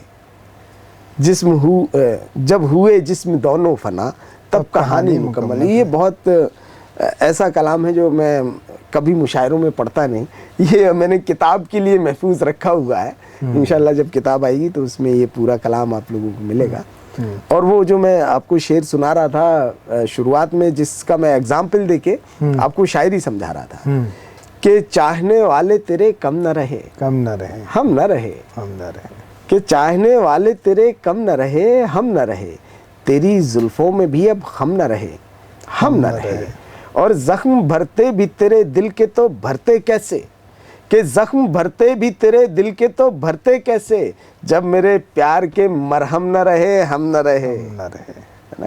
तो ये इश्क भी है, एक अना भी है, एक मेल ईगो भी है ना, तीनों चीजें शामिल। हाँ, अगर आपके अंदर ईगो नहीं है तो फिर आप शायर नहीं है। इंसान के अंदर ईगो तो होना, ये भी बड़ी बात है। ईगो तो इस जनरेशन को जो अब रील्स पर शायरी सुन रहे हैं जी, ये ठीक लग रहा है? ये दौर आपको, ये जो मॉडिफिकेशन है समाज का? जी जी, देखिए, हालांकि रील कल्चर बहुत अच्छा नहीं है। अगर आप किसी डॉक्टर से पूछेंगे तो भैया बहुत ज़्यादा नुकसान बताएंगे, सेहत से जुड़े तो नुकसान है। हाँ, लेकिन रील्स में क्या है, जो छोटे छोटे से हिस्से में जो आपको बड़ी कीमती चीज़ें मिलती हैं, ये इसका एक फ़ायदा भी है। अब आप स्क्रॉल कर रहे हैं और आपके सामने कोई गालिब का शेर पढ़ दे, बड़ा खूबसूरत सा शेर है ना, कि हर एक बात पे कहते हो तुम कि तू क्या है, तुम ही कहो कि ये अंदाज़े गुफ्तगू क्या है ना। ये शेर आप तो रील स्क्रॉल करते वक्त आपके कानों में गुजरा तो आपके कानों में कितना उसने मिठास घोल दी, और आप उस शेर तक पहुंच भी गए, आप उस शेर से आशना हो गए। फिर आपके जहन में ये उठा कि बोले भाई ये इतना खूबसूरत शेर किसका है। फिर आप शायद आप यात्रा करें और गालिब तक पहुंचे। करें, गालिब तक पहुंचे। और इसका एक सबसे बड़ा फायदा नए लोगों को हुआ है, जिनको मुशायरों में मौके नहीं मिले, नहीं मिलते हैं। मतलब मुशायरों में मौका बड़ा मुश्किल काम है अंकुर भैया। वहाँ भी एक पॉलिटिक्स है। हाँ, अलग तरीके की पॉलिटिक्स है, और मतलब यहाँ बहुत ज़्यादा बेहतर भी नहीं है उस पॉलिटिक्स के बारे में बात करना। मतलब आप ये समझ लीजिए कि ऐसा कहा जाता है कि पॉलिटिक्स में इतनी पॉलिटिक्स नहीं है जितनी मुशायरों और कवि सम्मेलनों में पॉलिटिक्स है ना। अगर आपने मुशायरे और कवि सम्मेलन की पॉलिटिक्स सीख ली तो समझ लीजिए आपने सही जो असली वाली पॉलिटिक्स है वो बड़े आसानी से आ गई। तो वो जो पॉलिटिक्स में नहीं पढ़ रहे हैं बच्चे जी, वो रील्स पर अपना काम कर लेते हैं। अपना रील्स पे अपना काम कर लेते हैं, उनको बराबर फेम मिलता है। लोग पहचानते हैं कि अगर उनका एक शेर भी वायरल हो जाता है तो लोग पहचान जाते हैं कि बोले यार ये फलाना शायर। जैसे एक नई लड़की है हिमांशी बाबरा, उसको पहले कोई नहीं जानता था, है ना। उसने शेर कहीं के दिल ऐसे मुब्तला हुआ तेरे मलाल में, जुल्फें सफ़ेद हो गई 19 साल में। हालांकि अब वो 19 साल में उसकी जुल्फें सफ़ेद हैं या नहीं है, लेकिन उसने अपने दिल की कैफियत बताई और उसका ये शेर इतना वायरल हुआ, इतना गर्दिश किया कि हर एक शख्स आज हिमांशी बाबरा को जानता है। तो ये फायदा है नए लोगों के लिए, नए लोगों, बहुत सारे हमारे जैसे जो नए लोग हैं इनके लिए रील कल्चर का बहुत ज्यादा फायदा है। नहीं तो रीच बढ़ जाती है लोगों की। जैसे तहजीब हाफी को इंडिया में सुना जाता है जी, सिर्फ रील के कारण, है ना। हालांकि वो शायर बड़े हैं, वो बहुत अच्छे, लेकिन उनको रूबरू तो कम ही लोगों ने सुना होगा। अब हिंदुस्तान के लोग तो रूबरू सुनने से रहे, है ना। हमारे मुल्क के हालात भी ऐसे नहीं है कि हम वहाँ जाएं या वो यहाँ आए। तो ये रील कल्चर से हमें बहुत अच्छी शायरी भी सुनने को, थोड़ा कल्चर एक्सचेंज हो रहा है, बहुत अच्छी चीज़ें हैं। आज पहले लोग ये कहते थे कि बोले भाई पाकिस्तान के शायरों को हम कभी सुन ही नहीं पाते हैं, या उनकी जो बुक्स हैं वो उर्दू में हैं, अब हम उसको कैसे पढ़ें। तो आज वो रील कल्चर के ज़रिए, वो यूट्यूब के ज़रिए हो, फेसबुक, इंस्टा, किसी भी हवाले से वो आज पहुँचते हैं लोगों तक। तो वो एक रीच बढ़ जाती है, वो दायरा बढ़ता है, तो जाहिर सी बात है कि वो उनको समझ में आता है। ठीक है ना, ये सभी लोगों के लिए बहुत एक आखिरी सवाल कि ये जो शायरी है ये सिर्फ इश्क मोहब्बत करने के लिए है, या फिर इससे हम अपने समाज को भी कुछ देते हैं, समाज भी थोड़ा बदलता है? आपने क्या फील किया है? आप कुछ उस तरह से बताइए तथ्यों के साथ कि कैसे समाज को बदला है शायरी ने। समाज ने शायरी को हमेशा बदला है अंकुर भैया। शायरी ने समाज को, हाँ माफ़ कीजिए, स्लिप ऑफ टंग है। शायरी ने समाज को हमेशा बदला है। शायरी से मुराद यहाँ सिर्फ गज़ल या उससे मतलब नहीं है। शायरी इन द सेंस आप ये समझिए कि कोई भी साहित्य, है ना, कविता हो, शायरी हो, पोइट्री हो, या इसमें आप पूरे साहित्य को जोड़ना पड़ेगा आपको, है ना। मुंशी प्रेमचंद के गद्य भी ले लीजिए, आपको इसको सबको, तमाम साहित्य को आपको जोड़ना पड़ेगा, तब जाके आप कह सकते हैं कि हाँ इससे बहुत ज़्यादा चेंजेस आते हैं, आपकी सोच बदलती है। जैसे एक शायर है, शायर जमाली, तो उन्होंने आपको ज़िंदगी की एक सच्चाई से रूबरू कराया। उन्होंने एक शेर कहा कि शाम ढले हर पंछी को घर जाना पड़ता है, कि शाम ढले हर पंछी को घर जाना पड़ता है, कौन खुशी से मरता है मर जाना पड़ता है। तो अगर इंसान के अंदर ये चीज़ आ जाती है कि बोले भाई एक दिन हमको भी जाना है, तो हम क्यों किसी से बैर और किसी ये वैमनस्यता में पढ़ें। उनका ही एक और शेर मुझे याद आता है, शायर जमाली साहब का।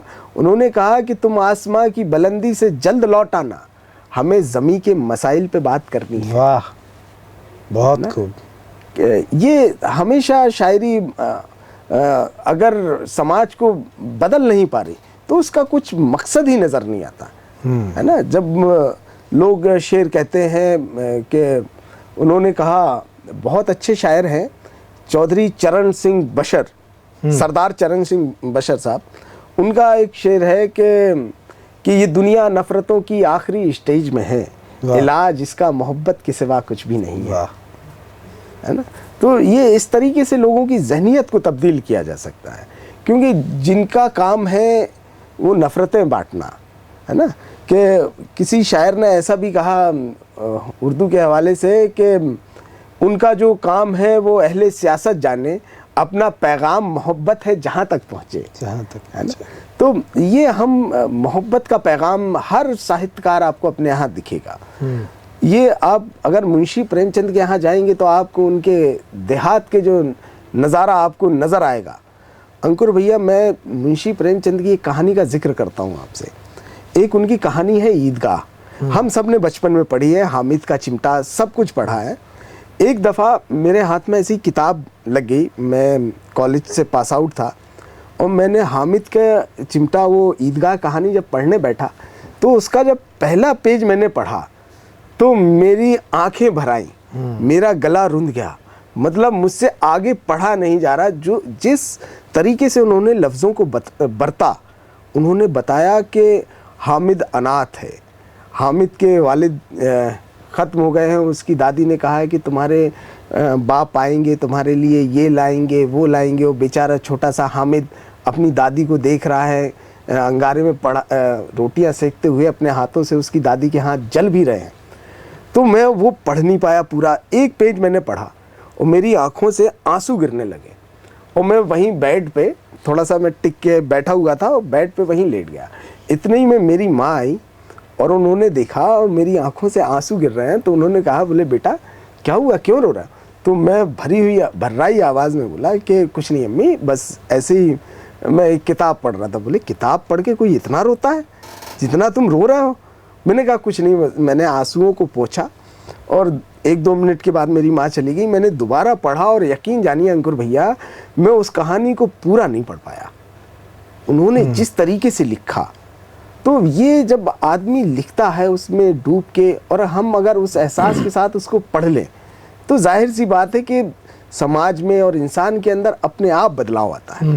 बस ज़रूरत है उसको अपने मैसेज को लोगों तक पहुंचाने की। जब हम आप उस तक पहुंचा पाए तो जाहिर सी बात है समाज में बदलाव आता ही है। क्रांतिकारी जितने भी रहे, जैसे बिस्मिल अज़ीमाबादी साहब बहुत बड़े शायर रहे, उन्होंने कहा कि सरफरोशी की तमन्ना अब हमारे दिल में है, देखना है जोर कितना बाजुए कातिल में है। ये आज़ादी के मतवालों का नेशनल एंथम था उस ज़माने का। बिल्कुल, हर एक शख्स तो अब उनको अपने अपनी ज़िंदगी के मसाइल में पड़े हैं, तो हर आदमी कैसे उसमें आज़ादी की जंग में कैसे अपना योगदान देगा। तो ये इस तरीके के जब लिटरेचर लोगों तक पहुंचाया जाता है तो उनकी जहनियत भी बदलती है। इसी तरीके से लोगों के अंदर, समाज के अंदर धीरे धीरे बदलाव आता है। ये एक स्लो प्रोसेस होती है, लेकिन आप धीरे धीरे उसको बदलाव ला सकते हैं। बिल्कुल। सभी बहुत अच्छा लग रहा है आपसे बात करते हुए, लेकिन इस पॉडकास्ट का एक समय निर्धारित है, तो इस बातचीत को तो हम यहीं रोकेंगे, लेकिन फिर दोबारा मुलाकात करेंगे और लंबी बात आपसे करेंगे। तो शायरी सुनिए, पढ़िए और इसको जानिए, ये आपकी तबीयत को बेहतर बनाती है।